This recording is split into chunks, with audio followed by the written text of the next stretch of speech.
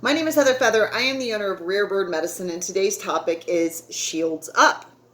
It's something I've had exes say to me, people I've dated in the past. When I say exes, that's what I mean.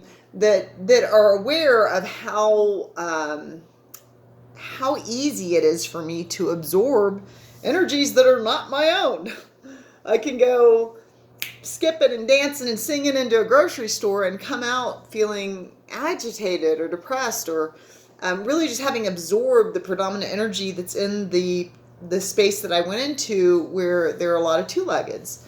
So, they would just say, shields up, before I went into public spaces, and I really appreciated having that reminder in a partner. And so I wanted to remind everyone else this. Today is a day of partnership. It's 2/22/2022. We had 2/22 today. I had somebody remind me that it'll be 10/22, which is military time, 22/22 this evening. And that's a time when I really like to pray. I did pray at 2/22 today. But all those twos, it's about cooperation and balance, and it's about union. And one of the ways we stay in balance and we be in union with ourselves is to not be processing the rest of the world in the way everyone else feels. I've had dreams from my dead mother. I've had the Akashic Records. I've had many things point to how often I'm processing things that are not my own. And Heather has a lot of her own thoughts that lead to feelings that can be difficult to process. So I don't necessarily want to process the world all the time. So there are many things we can do outwardly with the physical world. This is a common magical act. A magician, a warlock, a wizard, a witch, a pagan might work with items in the physical realm to represent and exemplify things that are occurring in the consciousness. As above, so below. What we touch below does make a shift above as well. And so the consciousness will shift with the things that we touch down here. In that vein, you can take an amulet or a talisman. You may have a necklace, a pendant that has a carving or a symbol in it, perhaps a ring or a bracelet that has a protection symbol or a shielding symbol. You might also write on parchment paper protection symbols, shielding symbols, and place that in your pocket, on your personage. You might even tape it to your skin. You might even write it on your skin in Sharpie, which the website itself tells you not to do, but we're all gonna die, so these are the things Heather does with her time. So amulets and talismans is one way to shield. It's interesting to have notes because I never write notes, but there's a lot of topics I wanted to touch on. You can get a bagua mirror. So this is a feng shui cure. A bagua mirror or pakwa mirror will be an octagonal mirror that will have a mirror that's either concave or going in, or convex and going out. I always recommend the concave. Concave mirrors are meant to absorb any unwanted or negative energies directed at your home, directed at you, any jealousy, evil eye, unwanted energies for anyone that passes by. It will just absorb that and take it in, but it also can pull in and invite positive energies. A convex mirror would push back.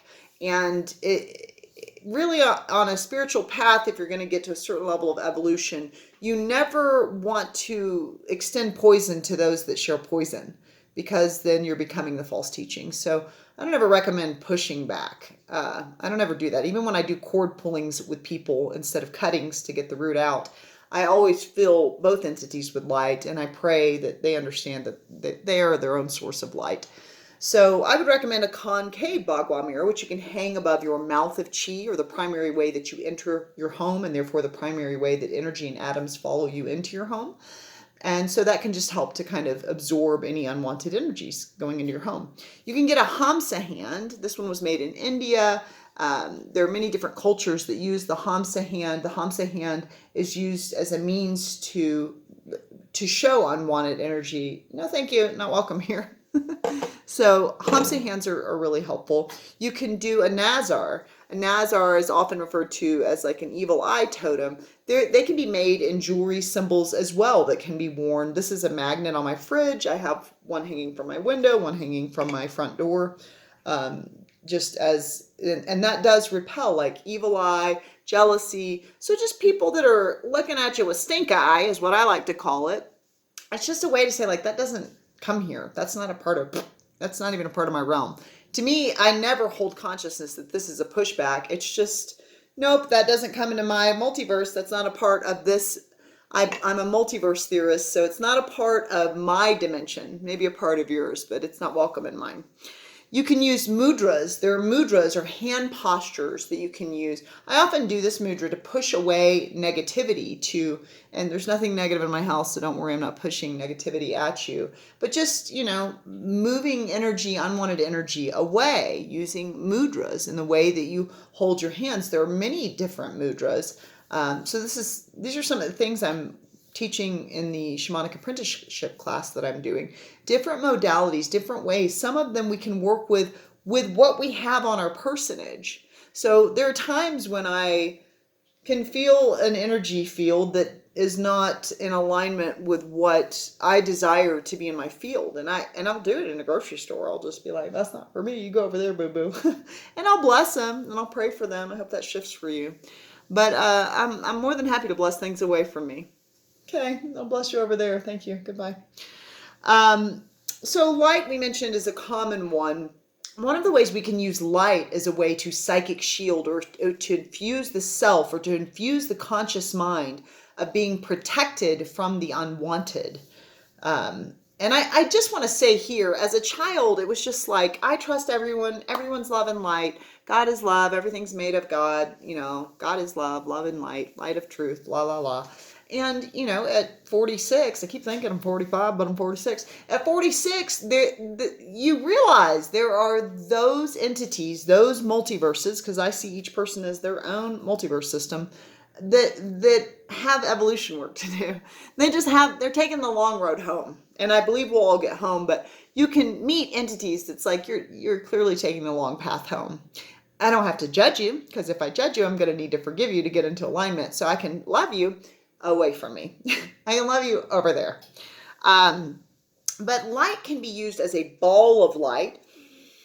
So with the breath, you can literally breathe yourself into a ball of light. You might see a pillar of light. Often, when I lived in California, I would go and hang out with the birds all the time and sometimes do yoga in the wilderness while I was squawking at the birds like the weird self that I am. And while I was out there, I received once a claircognizant download to be a bridge. So we have a Sushumna. It's one of the 72,000 nadis inside the body, like the 7 chakras. And the Sushumna is in front of the spine. And you have the Ida and the Pingala, which is the Kundalini energy, 3.5 turns of a snake at the base of the spine. Every person has the feminine and masculine principle, Ida and Pingala.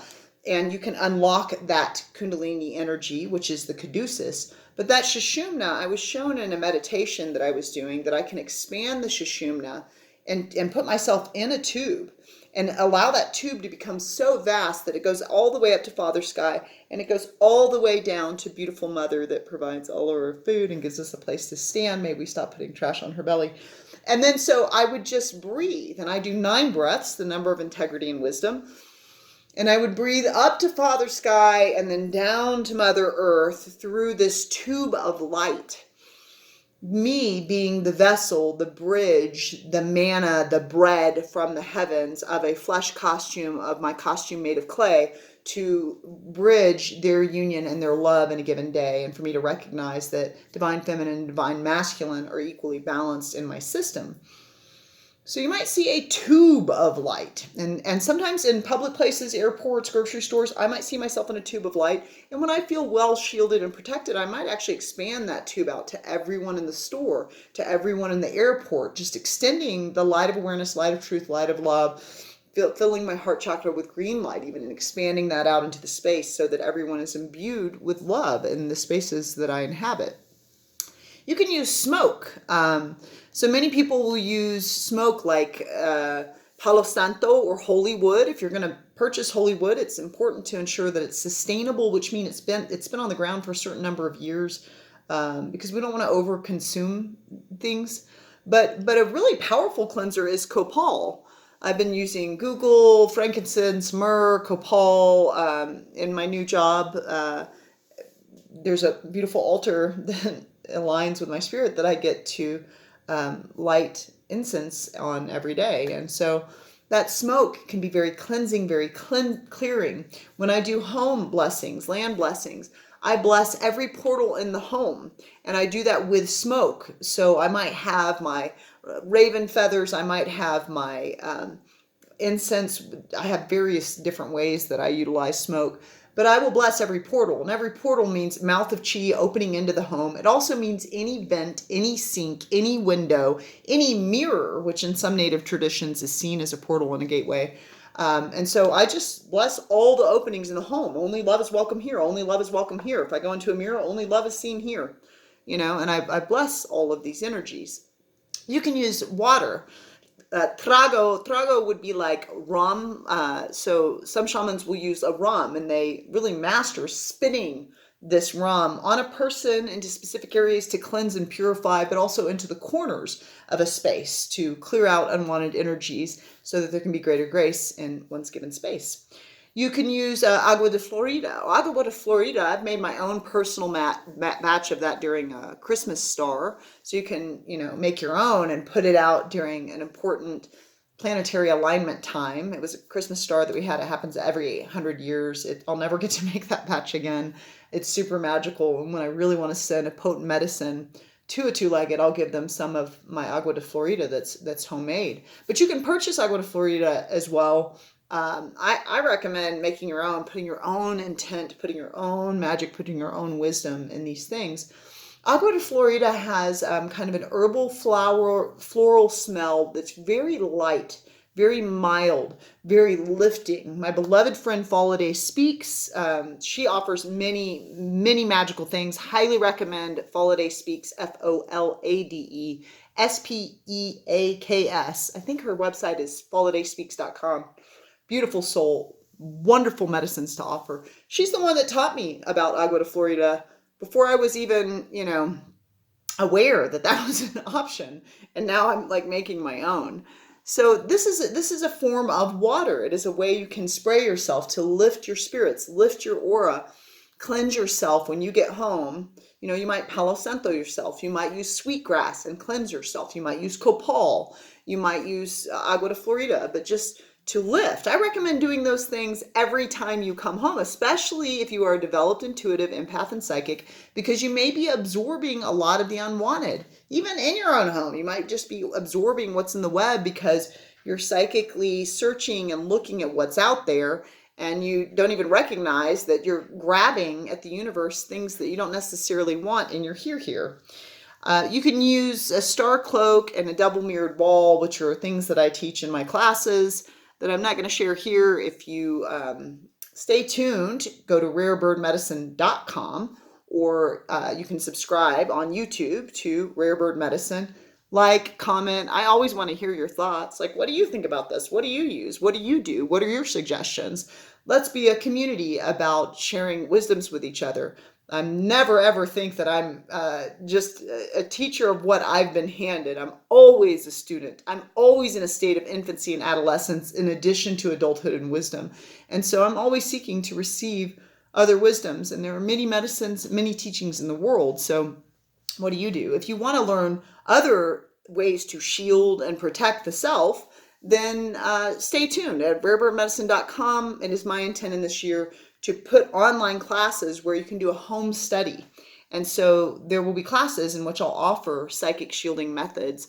I do offer in my 8-week shaman class, which will become an online at-home study class. And I am offering it in my apprenticeship. I think I offered it in my healer class because it's just important to be mindful and to be present with what you intend. Intention is a very potent way to walk in the world, to be aware of what I intend. And what I intend is that 100% of me is with me.